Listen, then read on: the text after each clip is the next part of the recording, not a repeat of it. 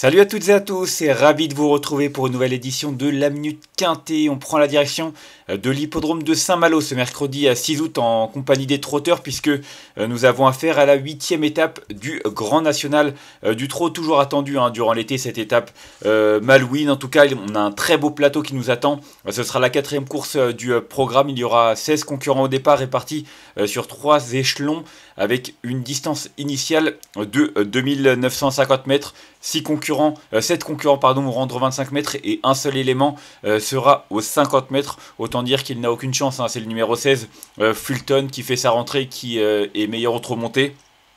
En tout cas, le 16 peut être écarté, tout comme le numéro 11, Jag Strick, qui reste ferré, le 9 aussi, Ilaya. Du coup, voilà, ça en fait 3 qu'on peut enlever, même le 3 Olerolov.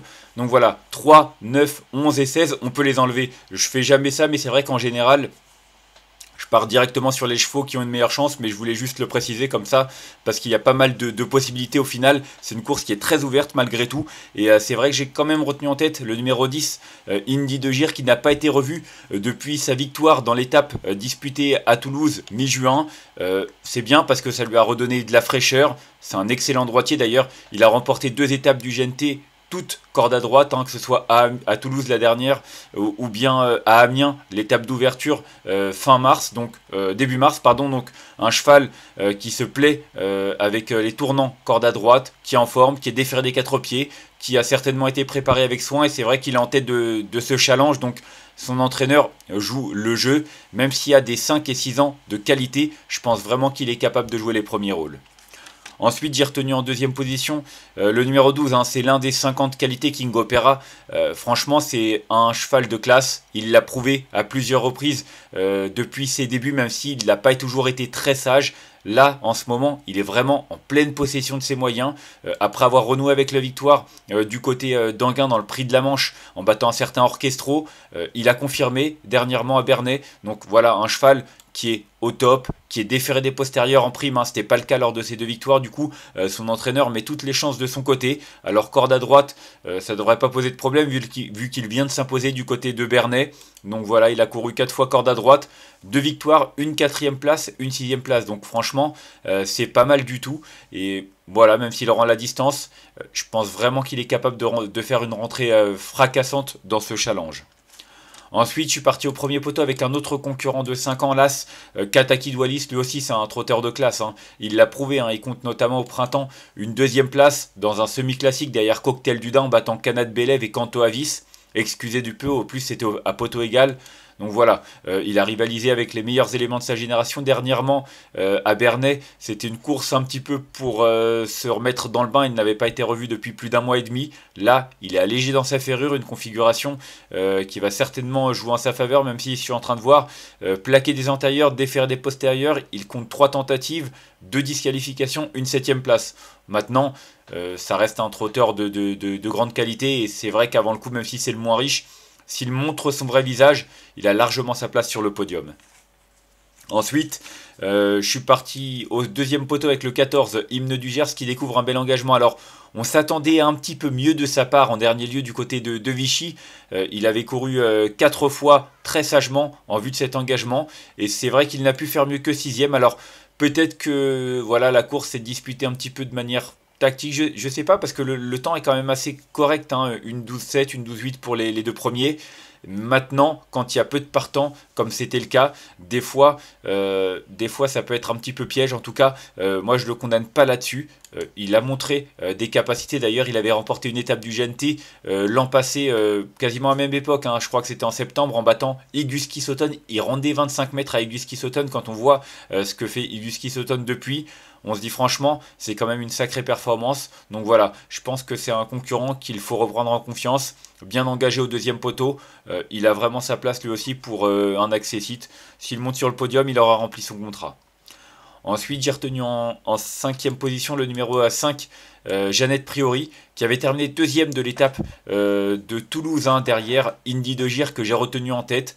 Alors, elle est excellente droitière. Maintenant, faut pas la condamner à Cabourg. Ça se passe pas bien à Cabourg. Elle a couru 4 fois à Cabourg. Elle a à chaque fois été disqualifiée. Donc, je ne la condamne pas, d'autant qu'elle aurait certainement joué un très bon rôle si elle n'avait pas fait la faute la dernière fois. Donc voilà, une jument qui est toujours en bonne forme, qui est déféré des 4 pieds, qui va apprécier ce parcours de longue haleine, 2950 mètres. Donc voilà, moi je pense qu'elle est capable de remettre les pendules à l'heure. Si elle se montre sage en tout cas, elle peut donner du fil à retordre à ses rivaux. Ensuite, j'ai retenu en 6e position le numéro 15, Y de Ceyland. Encore un concurrent que je reprends en confiance dernièrement. Non seulement c'était pas si mal que cela, parce que même s'il était pas encore, il était encore un petit peu loin. Quand on voit le lot Golden Boy, Onek dans le prix de Washington, voilà, il descend de catégorie. Il est bien engagé lui aussi au deuxième poteau. Faut pas le condamner là-dessus. En plus, j'ai regardé l'année dernière, il a terminé 3e de cette étape. Donc, clairement, l'aptitude à cette piste, il l'a. Il a la forme saisonnière également. Il est toujours très percutant en été. En tout cas, pour moi, ce numéro 15, Y de Ceyland, s'il se montre sage, il doit pouvoir finir dans les 5 premiers. Ensuite, en 7e position, j'ai retenu le 7 Hardy Crown. Alors, bien entendu, il y a des chevaux de 5, 6 et de 7 ans qui sont bien meilleurs que lui en valeur pure, mais il est courageux, il fait toutes ses courses. Dernièrement à Cabourg, c'était très bien dans la course dans laquelle Janet Priori s'est montrée fautive. Lui a terminé 3e derrière Just Amidi et Jack Tonic. Donc voilà, il battait Calsfella. Je trouve vraiment que la ligne est très bonne. Même si, comme je l'ai dit, il y a meilleur que lui en valeur pure, il est bien engagé et il va sans doute répondre au présent. Mais voilà, c'est plus pour une 4-5e place. Et enfin en 8e position, j'ai retenu le 6 Intouchable. Sa dernière sortie comporte quelques excuses. Je m'attendais quand même à mieux de sa part, même si son entraîneur pense qu'il aurait mieux couru s'il n'avait pas été accroché, s'il ne s'est pas accroché plutôt la dernière fois à Enghien. Donc voilà, un cheval qui auparavant avait très bien couru à Châteaubriand en étant battu par Hasard d'Érable, un cheval en plein épanouissement. Donc pour moi, Intouchable. Avec Eric Raffin, mieux vaut le reprendre en confiance, mais voilà, plutôt pour une place parce qu'il y a quand même de l'opposition. Et enfin, en cas de non partant, j'ai retenu le 13 Edic Gemma. Je l'aime bien, Edic Gemma, c'est vrai qu'il va être un petit peu délaissé, mais c'est pas justifié qu'il le soit parce que c'est un cheval qui a vraiment de bons moyens, hein. L'avant-dernière fois, il avait quand même terminé 4e du Grand Prix du Conseil municipal à Vichy en battant Hymne d'Igers et juste derrière Y de Ceyland. Donc voilà, un cheval qui a des références à faire valoir. C'est Alain Gendreau, du coup. Alain Gendreau va certainement bien s'en servir, mais comme c'est pas un pilote confirmé, en général, les pensionnaires de Marc Sassier sont un peu plus délaissés. Mais comme je l'ai dit, c'est vraiment une erreur. Il faut vraiment s'en méfier parce que s'il montre son vrai visage, d'autant qu'il est déféré des 4 pieds, contrairement à la dernière fois à Cabourg, je pense vraiment qu'il est capable d'accrocher un lot à belle cote. On va faire un petit récapitulatif de ma sélection avec le 10 que j'ai retenu devant le 12, le 1, le 14, le 5, le 15, le 7 et le numéro 6. Et en cas de non partant, le numéro 13. En conseil de jeu, c'est vrai que c'est très ouvert. Moi, j'aurais plutôt tendance à pas prendre de base, à faire un combiné parce qu'il y a pas mal de possibilités, même pour les premières places. Maintenant, voilà, si vous voulez des bases, le 10 Indy de Gire qui a repris de la fraîcheur depuis sa victoire à Toulouse, le 12 qui est en plein épanouissement, hélas Kataki Doualis qui a certainement été préparé pour, il est en tout cas allégé dans sa ferrure. Je pense que ce sont 3 chevaux qui doivent pouvoir jouer les premiers rôles s'ils se montrent dans leur robe de mariée. En tout cas, pour moi j'en attends un très bon comportement. Voilà pour notre émission du jour, on va se quitter là-dessus. Moi je vous remercie d'avoir suivi cette nouvelle édition de la Minute Quintée. Si vous avez aimé cette vidéo, n'hésitez pas à la liker, à la partager ou encore à vous abonner à notre chaîne YouTube en cochant la petite cloche pour être au courant des prochaines vidéos. On se retrouvera jeudi toujours en compagnie des trotteurs, mais ce sera du côté d'Enghien. D'ici là, je vous souhaite une excellente journée et de bons jeux à tous. Bye bye.